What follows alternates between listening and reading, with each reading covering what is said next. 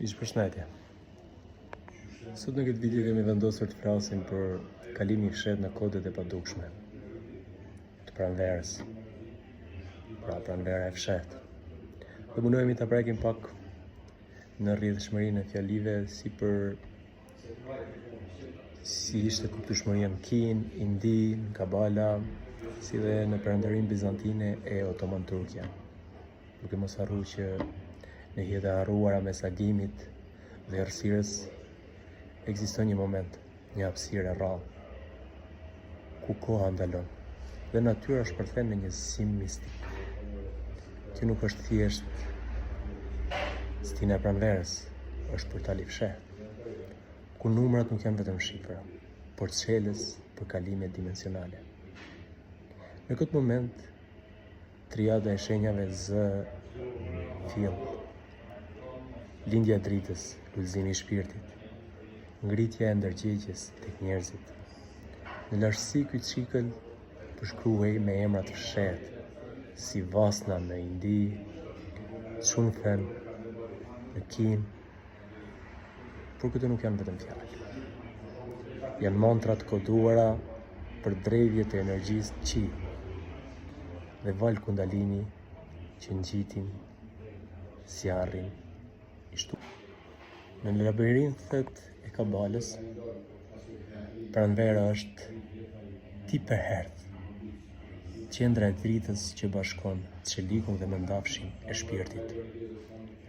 Rëznama të fshehta ku orat e ditës dhe netëve nuk ishin thjesht matse kohe, por simbole të fatit, të mbretërve të rënë dhe shpirtrave të humbur. Në perandërinë bizantine, pranvera nuk ishte një stinë,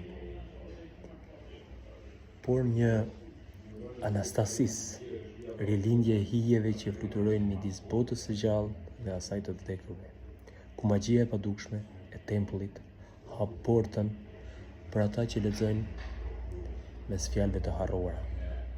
Por kujdes, në këtë kalim të fshehtë, jo çdo dritë është e vërtetë.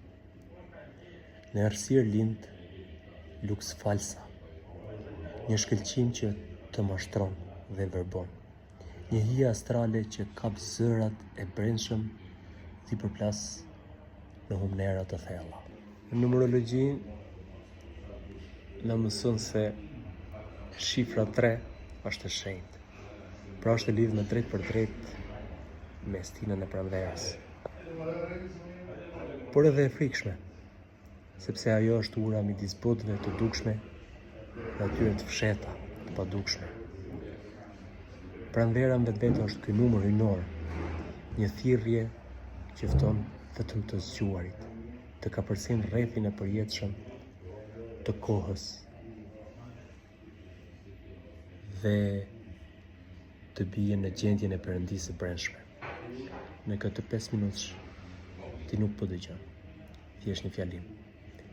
Ti po përjeton një ritual të fshehtë, një zbësim shpirtëror që kërkon guximin të dëgjosh atë që nuk flitet, të shohësh atë që nuk duket, dhe të ndjesh atë që është për të çdo realiteti.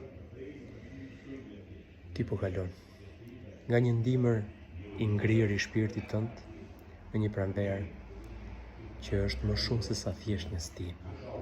Është një kalim i fshehtë, një rrugë e fshehtë për të bërë zot i kohës tënde të vetvetes. Që si ju ka pëlqyer ky video, do ju lutesha të bëni abonim apo subscribe, apo nëse e ndjeni ta shpërndani edhe tek miqtë tuaj. Gëzuar për gjithë fëmijët ditën e fëmijëve, pra 1 qershorin, që është një ditë e marë, ju përshëndes.